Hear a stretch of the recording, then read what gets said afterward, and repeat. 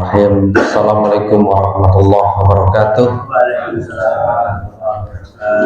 Innal hamdalillah wassalatu wassalamu ala Rasulillah sayyidina wa maulana Muhammadin abdillah Muhammadun al-kiram.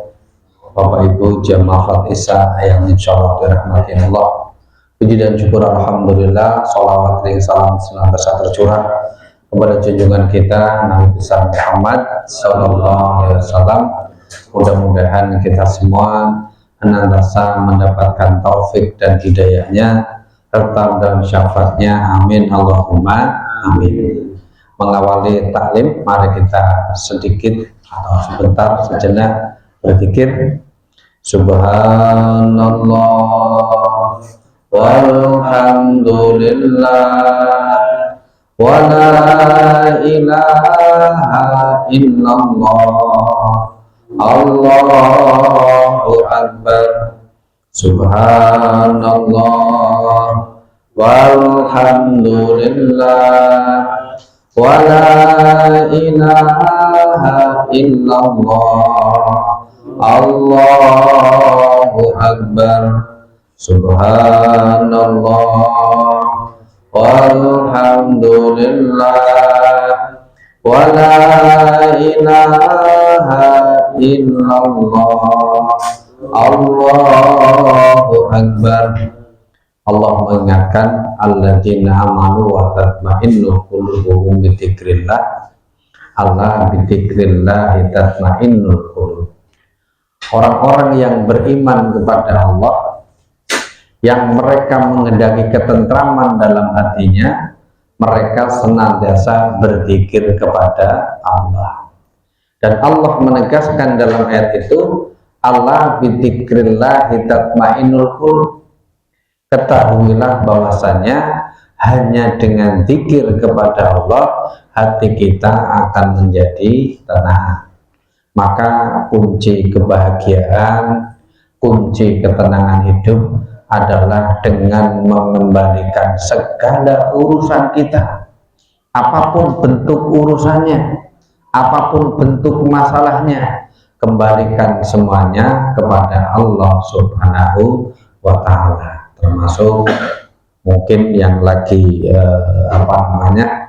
yang lagi tren, yang lagi terbaru adalah termasuk bagaimana kita menghadapi pergantian tahun. Ini kita pinter 1447 Hijriah. Kemarin baru 1446 Hijriah. Saya sering sering membandingkan atau membuat simulasi. Panjenengan milih tahun baru Hijriah dangdutan atau milih tahun baru Masehi pengajian, kan gitu. Karena semua waktu itu milik Allah. Semua waktu, semua masa, semua perpindahan waktu adalah milik Allah. Inna fi khalqis samawati wal ardh wa ikhtilafil laili wan nahar la ayatin li ulil albab. Sesungguhnya dalam penciptakan langit dan bumi, dalam pergantian siang dan malam, sungguh terdapat tanda-tanda kebesaran Allah bagi orang-orang yang menggunakan akal pikiran. Masalah tahun baru Masehi itu hanya nama. Masalah tahun baru Hijriah itu juga nama. Bukankah nyun sewu selamat ya podo karo Islam kok. Ada Pak Slamet sini. Ya bisa Pak Slamet terus pindah ya. Bisa disebut Pak Slamet, bisa disebut Pak Islam. Wong Islam juga artinya selamat. Wong Jawa yang ngarani jeneng gawe wong jenenge selamat podo wae.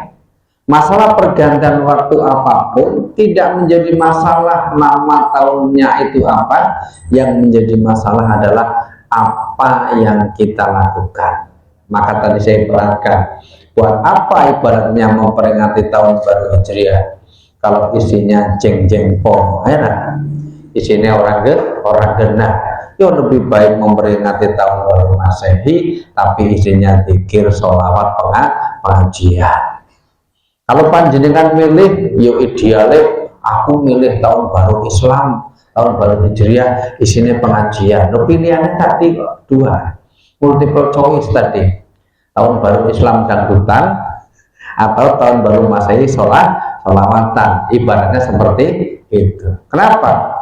Karena pada zaman Nabi pun tahun yang dipakai juga tahun baru Masehi, karena tahun baru Hijriah belum dipakai, walaupun penyebutan nama bulannya sudah ada bulan Muharram, sudah ada bulan Safar, sudah ada bulan Rabiul Awal, Rabiul Akhir, Jumadil Awal, Jumadil Tsani, sudah ada Rajab, Sa'ban, Ramadan, Dzulqa'dah, Dzulhijjah, sudah ada, tetapi belum terpakai sebagai sebuah kalender seperti yang terpampang seperti hal tersebut, belum terpakai. Dulu ngitungnya ya pakai Masehi. Kapan kalender Hijriah itu baru dipakai oleh pemerintahan Islam? Ketika Khalifah Umar bin Khattab menjabat sebagai pemimpin, atau ketika presidennya adalah Umar bin Khattab, ketika rajanya, khalifahnya adalah Umar bin Khattab. Karena dipakainya tahun baru Islam, maka menggunakan spirit motivasi perjuangan hijrah Rasulullah Shallallahu Alaihi Wasallam. Walaupun Nabi sendiri tidak hijrah di bulan Muharram, tetapi bulan Muharram dipakai atau dipinjam sebagai semangat hijrah perjuangan Rasulullah Shallallahu Alaihi Wasallam, walaupun hijrah Nabi itu tidak terjadi di bulan Muharram. Oh, ternyata tahun baru Hijrah yang mengambil spirit hijrah Nabi, tetapi hijrah Nabi tidak terjadi di bulan Muharram. Karena hijrah Nabi itu menurut sejarah terjadi di bulan Safar, tanggal 27 hari Kamis, tengah malam atau dini hari Jumat baru dilaksanakan. Perintahnya hari Kamis sekitar jam 12 siang, sekitar, aku orang jam waktu itu, sekitar jam 12 siang. Apa latar belakangnya, sebab nuzulnya perintah Nabi untuk hijrah? Ini tanya jawab apa? Nanti sampai jam berapa ya? 12. Nanti kasihkan ngobrol sampai 12, singap tekok itu tekok. Kalau ada pertanyaan langsung nggak apa-apa, izin tanya biar jelas. Ketika latar belakangnya hari Kamis sekitar jam 10-an, kira-kira, karena digambarkan waktu duha, itu terjadi rapat di rumahnya Abdullah bin Jad'an. Abdullah bin Jad'an ini secara silsilah masih pamannya Abu Bakar As-Siddiq. Tetapi Abdullah bin Jad'an ini termasuk kafir Quraisy yang menentang dakwah Rasulullah. Dan Abdullah bin Jad'an ini seumur atau seusia dengan Abdullah bin Abdul Muthalib, bapak Sopo, bapak kanjeng Nabi. Dulu ketika Nabi masih remaja, sekitar usia 17, rumah tersebut dijadikan sebagai tempat musyawarah untuk mendamaikan masalah yang terjadi antar warga. Misalnya antara satu RT dengan RT lain ada masalah, diselesaikan di rumahnya Abdullah bin Jad'an. Nama cara menyelesaikannya namanya Hifdzul Fudul. Apa itu Hifdzul Fudul? Menyelesaikan suatu masalah diawali dengan makan bersama. Ini udah makan bersama belum? Belum ya. Mudah-mudahan gak ada masalah nih. Setelah makan bersama, baru titik permasalahannya diselesaikan. Karena ternyata menyelesaikan masalah dalam keadaan lapar bahaya. Tambah emosi, tambah marah, warak sih. Baru rembukan. Waktu itu Nabi ikut hadir walaupun beliau masih remaja, ngatasi perang antar suku dengan cara Hifdzul Fudul, perdamaian, wis dahar bareng, makan bareng, rembukan kan penak. Zaman Nabi remaja. Tapi ketika Muhammad sudah menjadi Rasul, Hifdul Futul dijadikan sebagai tempat untuk rapat bagaimana cara membunuh Rasulullah Shallallahu Alaihi Wasallam, karena sudah beda kepentingan. Mohon maaf kalau saya lebarkan. Terkadang tempat majelis apapun menjadi kehilangan ruhnya, menjadi kehilangan hirohnya ketika penghuninya sudah berbeda-beda kepentingan. Alhamdulillah saya tidak nyalek, nggak usah khawatir. Wah, aku rapi enak undang Pak Sarip, mau pas Pak Sarip nyalon aku ramilih orang enak. Mohon maaf, saya tidak nyalek dan saya tidak nyalon wali kota. Aman insya Allah aman. Jadi nggak usah pekewo, beda partai, beda pandangan, no problem, karena saya tidak nyalon apapun, jadi bebas. Ketika sudah beda kepentingan, mau di tempat manapun, Pak, termasuk masjid, musola, yang mestinya hirohnya adalah ukhuwah, semangatnya adalah persatuan. Ketika sudah disisipi dengan kepentingan tersebut tadi, subhanallah, hirohnya hilang. Ya jamaah, tapi psikologisnya musuhan. Ya teko, tapi orang kenalan, orang lawuhan. Nah, mereka inilah hiroh semangat Hijriah, harus bagaimana mampu menyatukan kita, mengembalikan kepada ruh masjid, ruh musola menjadi tempat ukhuwah, tempat persatuan. Ketika di dalam rapat itu disepakati bahwa ditawarkan kepada masing-masing suku ada saran usul bagaimana cara membunuh Nabi. Ada yang mengatakan bagaimana kalau Nabi kita gantung saja di Ka'bah. Wah jangan, nanti kalau Muhammad digantung di Ka'bah, sukunya, kaumnya pasti nuntut bela, karena di sana walaupun beda agama tapi masih membela suku. Jangan, nanti Bani Hashim ngamuk, bahaya. Atau bagaimana kalau Muhammad kita buang biar mati kelaparan? Jangan, nanti kalau dia diasingkan di sana malah membuat tanah perdekan seperti Panembahan Senopati. Setelah perdekannya gede, menjadi raja, mampu mengalahkan Joko. Loh, kalau udah kepentingan politik itu repot loh. Nah, aku ngomong itu loh ya. Kalau udah kepentingan politik repot, jangan. Nanti malah didukung masyarakat yang ada jadi presiden di sana. Atau bagaimana kalau kita boikot? Dulu pernah kita boikot, gagal. Akhirnya ada yang saran, bagaimana kalau Nabi kita bunuh rame-rame? Kalau satu suku yang melakukannya, nanti suku lain menuntut balas. Bagaimana caranya agar suku lain tidak menuntut balas? Maka pelakunya harus perwakilan dari setiap suku. Jadi semua suku terlibat. Semua suku terlibat. Cara sininya dimasak. Dimasak nanti ya? Dimasak bahasa lainnya main hakim sendiri. Main hakim sendiri, nyatanya rame-rame. Ya. Saya belum pernah melihat ada orang main hakim sendiri dewean. Mesti main hakim sendiri mesti rame. Nah ini bahasanya harus diluruskan oleh Pak Profesor ini. Main hakim sendiri kok rame. Nah, malah seperti itu. Akhirnya disepakati setiap suku mengirimkan perwakilannya untuk membunuh Nabi. Kapan waktunya? Nanti malam. Tepat jam 12 berarti hari Kamis malam Jumat.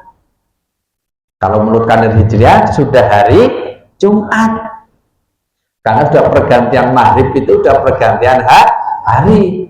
Tapi karena kita selama ini kulino menggunakan Masehi, yang ngitungnya biasa pakai Masehi. Nyun sewu, jujur, Ahad nopo Minggu? Enggak yang dipakai sehari-hari. Ayo, minggu. Karena kulino nyebut minggu. Perlu waktu berpuluh-puluh tahun, perlu dana beratus-ratus juta untuk mengubah budaya menyebut Ahad menjadi minggu. Ini Pak, perlu waktu berpuluh-puluh tahun, perlu dana beratus-ratus juta untuk merubah kebiasaan Ahad menjadi minggu. Zaman nuncewu wong tua-tuane awake dhewe, mbah-mbah awake dhewe ora ana wong nyebut minggu. Adanya Ahad. Tapi 80-an kalender gratis, 80-an kalender tersebar di mana-mana. Ya akhirnya nyebutnya minggu. Ini contoh kebiasaan. Contoh kebiasaan. Maka ketika waktu yang disepakati tiba, yaitu nanti malam, kemudian Rasulullah memberikan contoh dalam kehidupan kita. Membuat rapat, yang pertama rapat panitia kecil, yang kedua rapat panitia besar. Ini penting Pak, aplikasinya dalam kehidupan. Jadi dengan rapat tiba-tiba mau oke, insya Allah ada tidak tiba. Tetapi kalau ada panitia kecil dulu, gimana? Pokoknya nanti kita kondisikan masjid ini harus kita bongkar. Wah, panitia kecil udah siap. Oke, nanti saya siapkan gambarnya. Ada yang mencetuk, nanti saya siapkan dananya. Begitu udah clear, ditawarkan ke masyarakat, rapat besar pada setuju. Yang kedua, fungsi rapat kecil dan rapat besar, ada kalanya sesuatu yang dirahasiakan, ada kalanya semuanya transparan sesuai dengan kepentingannya. Kalau jenengan rapat bongkar musola untuk memancing warganya supaya pada beramal, walaupun sudah ada dana, ya jangan ngomong duit sudah siap. Tenang aja, duit siap, santai gitu. Tapi duit siapnya sih ngerti hanya wong tertentu. Begitu ditawarkan ke masyarakat, ayo kita bantingan, serkileran, kira-kira per orang berapa, muncul keluar duit, oke. Nah, bisa membantu. Bagaimana proses rapatnya? Pertama rapat kecil atau panitia kecil dihadiri oleh Nabi, Sayyidina Ali dan Abu Bakar As-Siddiq. Dalam rapat ini Nabi transparan menyampaikan apa adanya. Wahai saudaraku Ali, nanti malam saya akan hijrah. Nanti malam kamu tidur di tempat tidur saya. Ibaratnya kalau bahasa kita, Ali bertanya, nyun sewu Kanjeng Nabi, nopo dadak orang wingi-wingi kondo malam nanti mau hijrah? Sebab perintahnya baru tadi. Informasi A1, informasi dari pusat nih. Informasi dari pusat, nanti jam 12 malam saya akan dibunuh rame-rame. Maka kamu tugasnya tidur di tempat tidur saya. Kira-kira ada yang sanggup Pak? Orang saya dipateni lagi, nyun sewu, jenengan jam 10 besok mau didatangi debit kolektor, mau didatangi bank titil, mau didatangi tagihan, wis sapa wae lah tagihan, jenengan arep diseneni lah kira-kira jam 10 besok, jaluk tulung tonggone kon nunggu maglem ra kira. Pak, tolong nunggu di rumahku besok aku harus diseneni. Itu orang sengelem lagi. Itu kecil banget, gak ada yang mau. Sayyidina Ali demi agama, oke siap. Dan disampaikan semuanya terbuka. Karena ini orang-orang yang sudah istiqomah, imannya sudah mantap. Apapun yang terjadi, semuanya demi Allah dan demi Rasulullah. Kepada Abu Bakar juga disampaikan, Abu Bakar nanti jenengan nemani saya hijrah. Nemani saya hijrah, jelas kasarannya. Kemudian rapat lagi dalam waktu dekat, mengumpulkan berarti Nabi, Sayyidina Ali, Abu Bakar, putra Abu Bakar II, Abdullah bin Abu Bakar, Asma binti Abu Bakar, Abdullah ibnu Quraisyid, yang satu Amir bin Fuhairah. 7 orang ini tidak semuanya muslim. Nah, inilah rapat besar. Karena tidak semuanya satu faham, maka ada yang dirahasiakan. Jamnya tidak disebutkan, jaga nih mbok ono sing bocor. Jamnya tidak disebutkan, tujuan intinya tidak disebutkan, hanya dalam rapat disampaikan, wahai nanti kalau sudah terjadi skenario dijalankan, maka Asma tugasmu adalah menyiapkan logistik. Sudah disiapkan belum logistiknya? Sudah, alhamdulillah. Karena logistik ini penting, ya. Kabeh ngene ono logistik ora semangat, ya. Maka Asma tugasnya menyiapkan logistik. Asma ini remaja putri dari Abu Bakar As-Siddiq. Abdullah bin Abu Bakar, tugasmu adalah mencari informasi. Kalau kemudian mencari informasi beda kalau saiki, cukup pakai HP di rumah bisa. Dulu informasi itu harus pergi ke tempat keramaian. Salah satunya adalah pasar.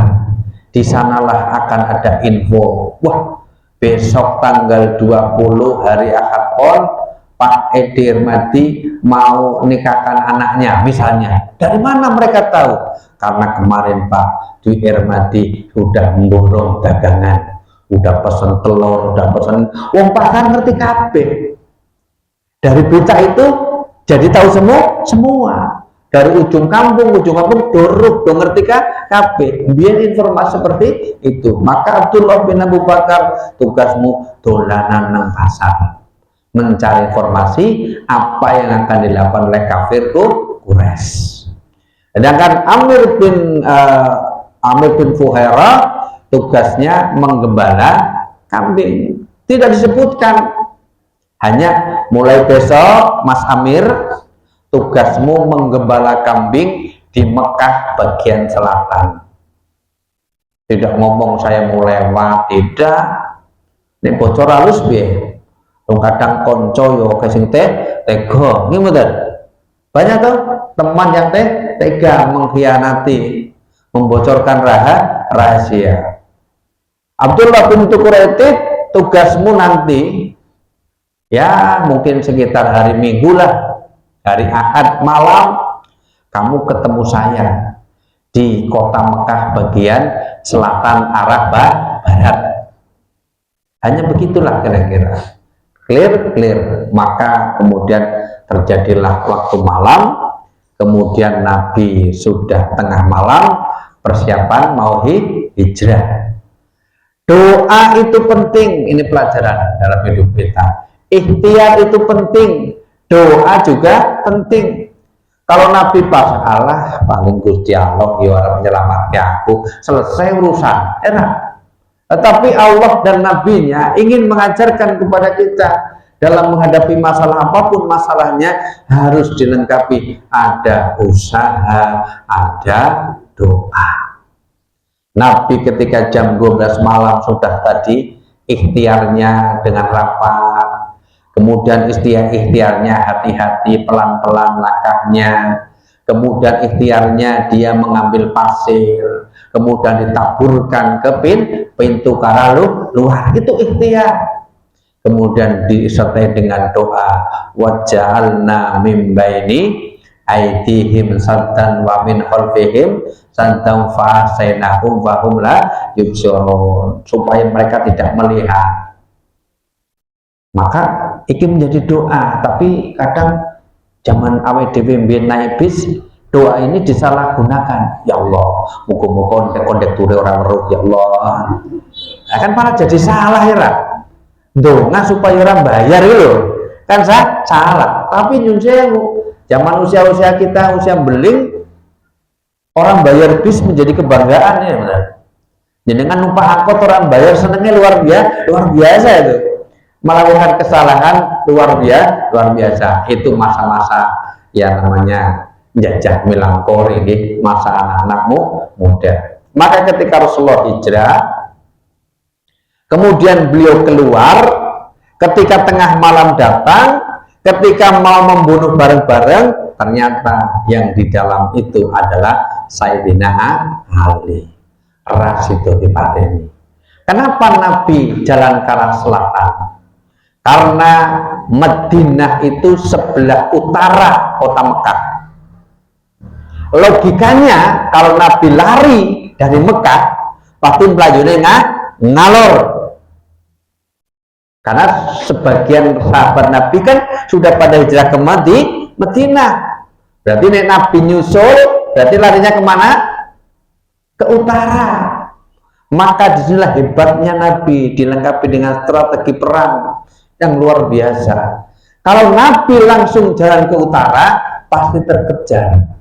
Apalagi pasukan Suraqah menggunakan kuda, Nabi jalan kaki, maka justru Nabi berjalan ke arah sebaliknya, yaitu beliau jalan ke arah selatan. Ini pelajaran. Dan jenengan doya-oya polisi orang nganggo helm yang terusuk-terusuknya kudu sing pinteran itu. Ini guyon ibaratnya. Kemudian Nabi jalan ke arah selatan.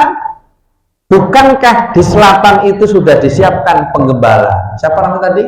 Amir bin Fuhairah. Untuk apa penggembala? Ketika Nabi jalan di pasir, ada rumput, ada pasir, pasti telapak kaki Nabi terlihat. Maka untuk menghilangkan telapak kaki Nabi, digembalakanlah kambing di situ.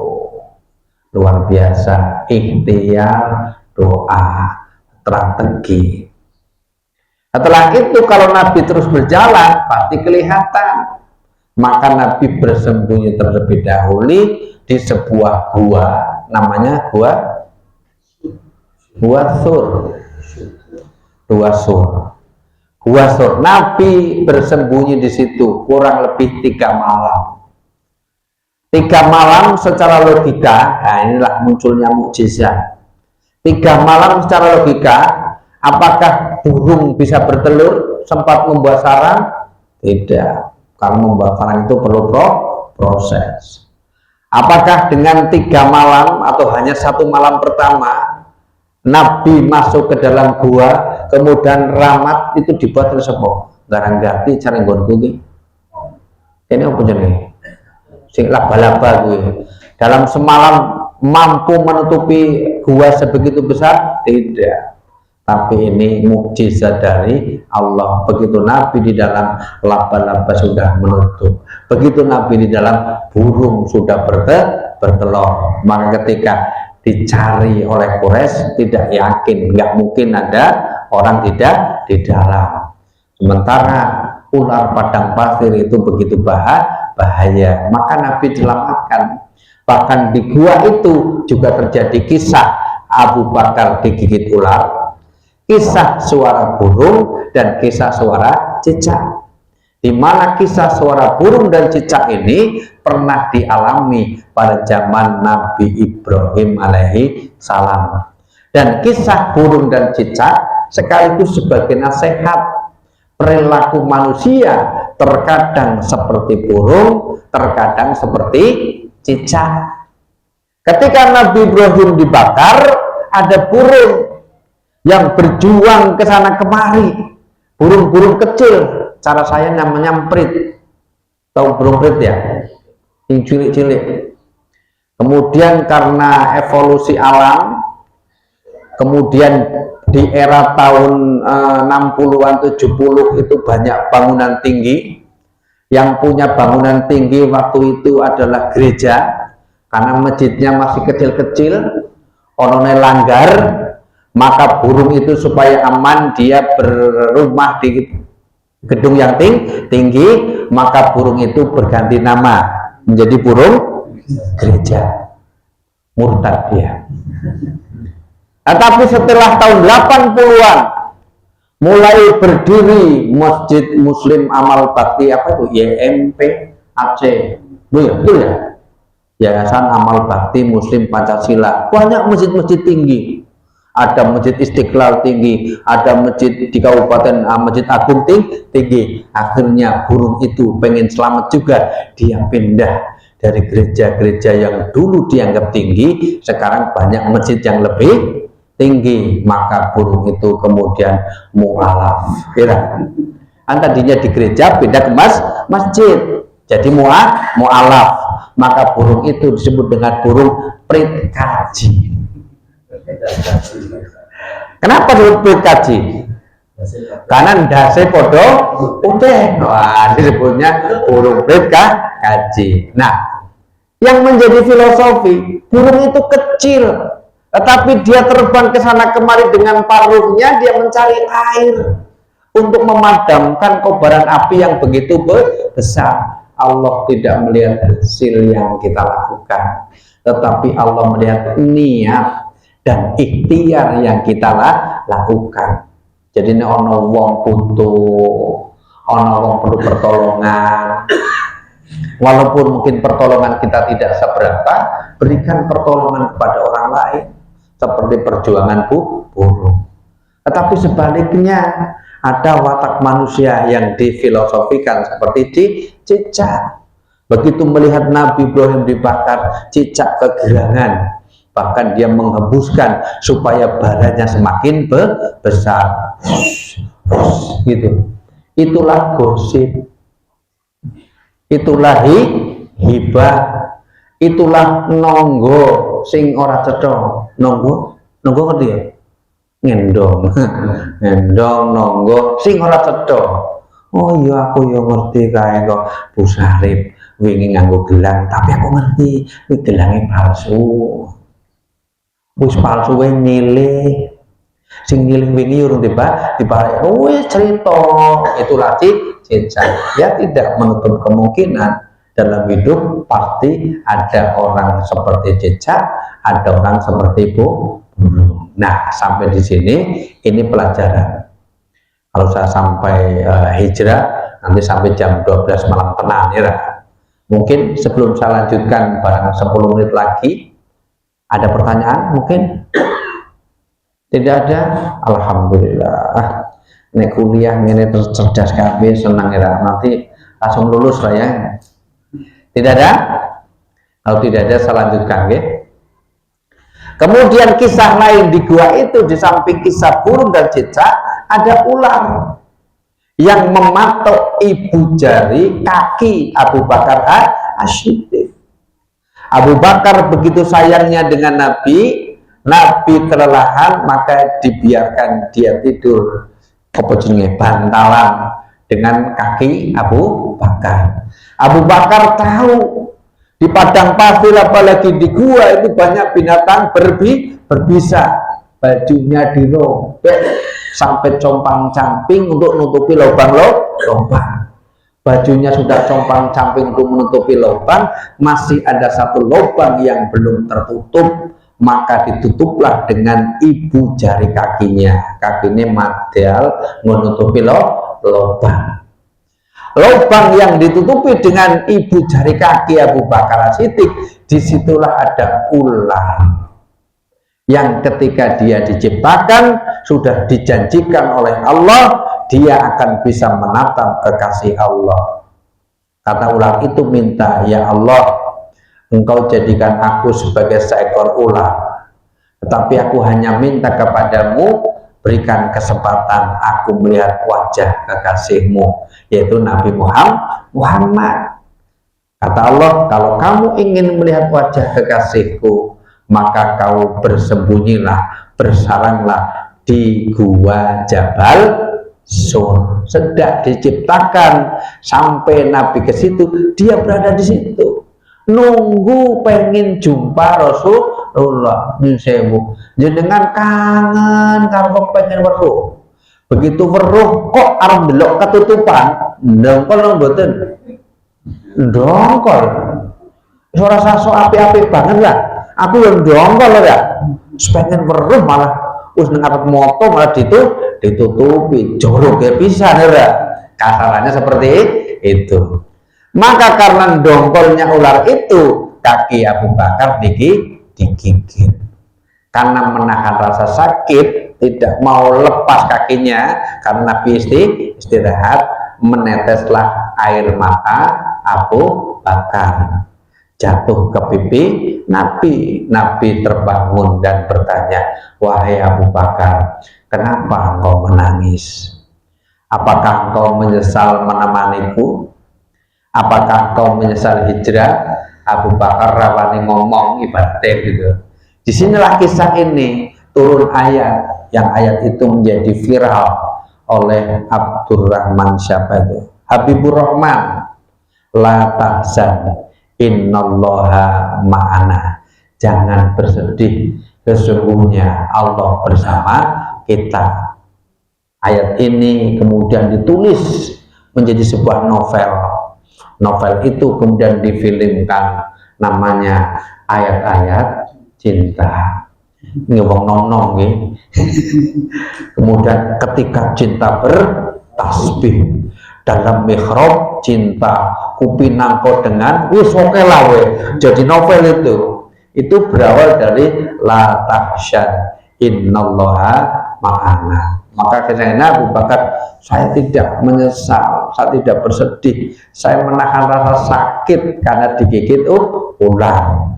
Maka bahasa kina, ularnya dicekel Nabi dikipatke. Dan ular itu berkata, karena ini mujizat, bukan ular sembarang ular. Dia berkata, lawang bahasa kita nih, lawang aku arep delok dirimu kok Nabi, malah diling-lingi dengan Abu Bakar, tak copot dulu ya. Maka dengan izin Allah kemudian ya sembuh dengan segera. 3 hari di situ. Sampai ada kisah para pedang ditusukkan, tombak ditusukkan, tapi karena dijaga sebagai mukjizat dari Allah Subhanahu wa Ta'ala. Maka gua itu kadang menjadi napak tilas. Mungkin ada yang pernah napak tilas ke sana? Kalau ada yang mau napak tilas boleh bersama saya. Nanti insya Allah September tahun 2026 saya akan umroh maulid. Jadi juga singgah ke Taif, juga singgah ke Gua Sur, Gua Hiro. Insya Allah, nah tanggalnya belum pasti, tapi bulannya September, tahunnya 2006. Kalau ada yang mau, monggo. Nanti kebetulan pembimbingnya saya. Kok Pak Sarip bolak-balik umroh? Ya kon bimbing aja nek bayar terus ya kurang khawatir ya. Karena kon bimbing gratis yo gelem, sampai gratis gelem toh. Aku yo gelem Pak. Nah, mungkin kalau mau bareng boleh September 2026 itu nanti ada umroh maulid bersama saya. Setelah hari Ahad tiba, maka pada malam harinya kemudian Rasulullah berpindah. Dari situ bertemulah dengan Abdullah ibnu Quraidid. Ingat dalam kisahnya, Abdullah ibnu Quraidid adalah seorang sahabat Nabi yang masih kafir. Ada yang meriwayatkan beragama Yahudi. Jadi kita boleh berteman dengan siapa saja. Yang penting tidak untuk bermusyrik. Membantu sesama agama lain boleh. Yang penting tidak ikut kebaktian, tidak ikut ibadah, apalagi jual beli boleh. Ini minumnya apa? Pelangi. Seandainya Pelangi ini grupnya Danon, seandainya karyawannya juga muslim, betul. Bakul tonggone jenengan sing dodol juga muslim. Seandainya, nah, tapi kalau ada pilihan, pilih yang terbaik. Membeli, membantu, juga memudahkan. Sama-sama sedekah. Kalau jenengan sedekah di Palestina, yuk sedekah, yuk bantu Palestina. Jenengan sama-sama sedekah ke Papua, yuk tetap sedekah, bantu orang Papua. Jadi kita sudah ada mindset namanya ekonomi kemandirian, kedaulatan ekonomi. Insya Allah suatu saat akan saya ceramahkan tentang kedaulatan dan kemandirian ekonomi. Bagaimana sebaiknya kita berbelanja. Bisa jadi sama orang kafir Bisa jadi sama orang muslim, tetapi yang memiliki kemandirian dan kedaulatan ekonomi. Kembali ke laptop. Maka kemudian Ahad malam Senin, Nabi bergeser dari gua itu, jalan mutar ke Mekah, dari Mekah menuju Madinah, menyusuri tepi barat ke arah utara. Kalau mau dipanjangkan, di tengah perjalanan pernah dikejar oleh Suraqah bin Naufal. Suraqah itu mengejar Nabi jalan kaki. Suraqah pakai kuda, dikejar sampai Nabi hampir mau terbunuh. Tetapi ketika Nabi mau terbunuh, ditanya, wahai Muhammad, sekarang pedangku sudah terhunus di lehermu, siapa yang akan menolongmu? Nabi dengan tegas spontan menjawab, Allah. Pedangnya lepas, karena kata Allah yang diucapkan dengan sungguh. Podo karo mbahe jenengan melaku wengi dirampok karep mukul mbahe jenengan mbah buyute jenengan lho nggih, spontanitas bismillahirrahmanirrahim langsung orang pingsan, padahal ngucape bismillahirrahmanirrahim karepe bismillah, tetapi gandeng urung cetha ngucape semilah. Tetapi keyakinannya penuh bahwa Allah akan memberikan pertolongan. Sekarang kan kebalik-balik, kita doa hafal tapi tidak yakin.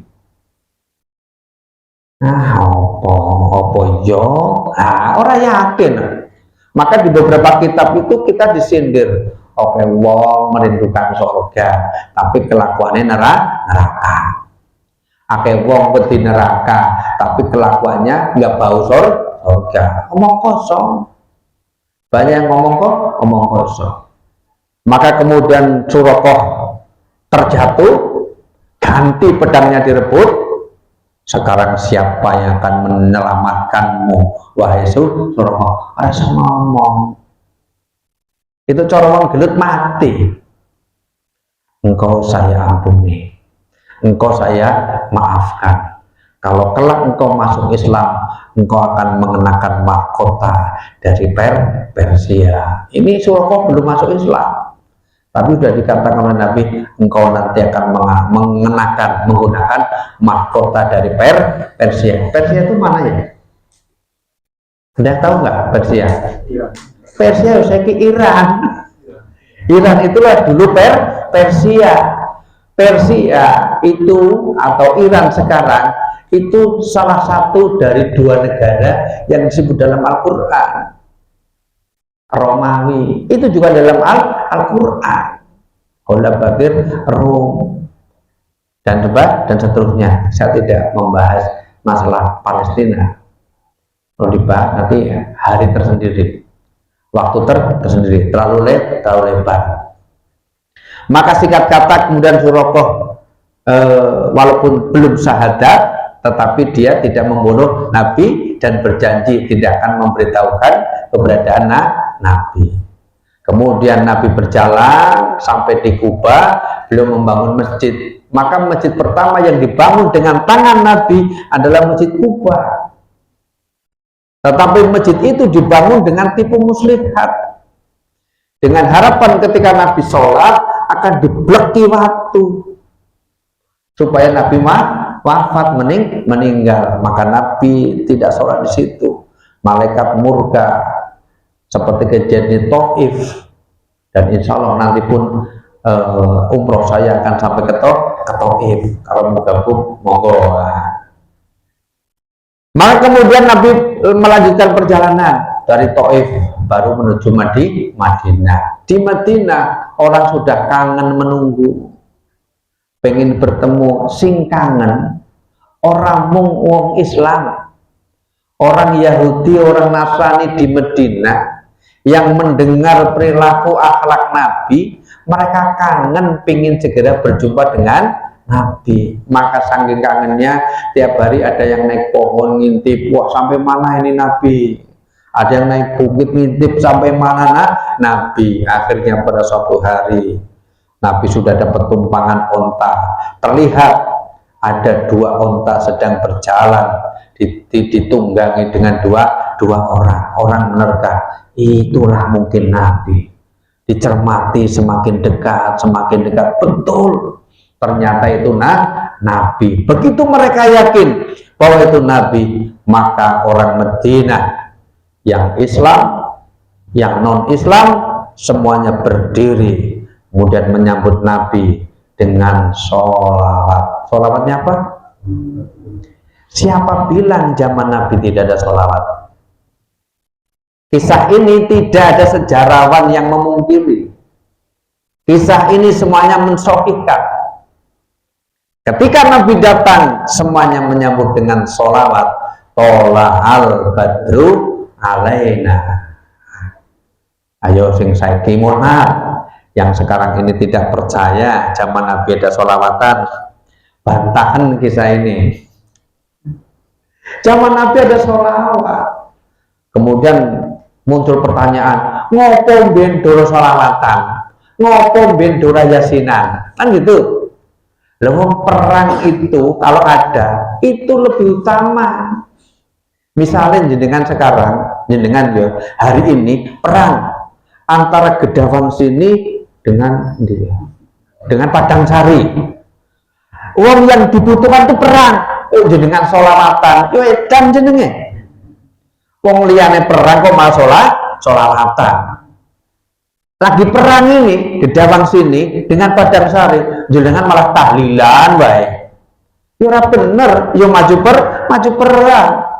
Dulu perjuangannya lebih banyak di perjuangan fisik, maju ke medan perang. Saking senengnya dengan tola'al badru alaina, disambut dengan sholawat lain.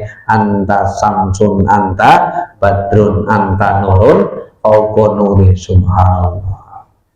Kisah ini menjadi semangat bagi kita untuk selalu bersolawat kepada baginda Nabi besar Muhammad Sallallahu Alaihi Wasallam. Ada pertanyaan? Ada, tidak ada pertanyaan, saya hentikan ya.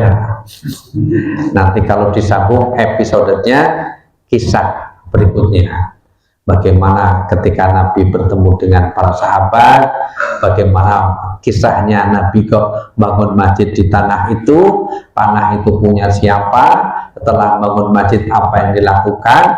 Nanti kalau ada kesempatan kita akan sambung di lain hari dan di lain kesempatan. Oke, clear? Ada pertanyaan?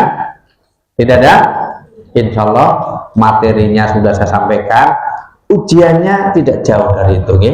Dihafalkan betul, nanti keluar semua. Kurang lebihnya mohon maaf. Billahi taufik wal hidayah. Wassalamualaikum warahmatullahi wabarakatuh. Waalaikumsalam.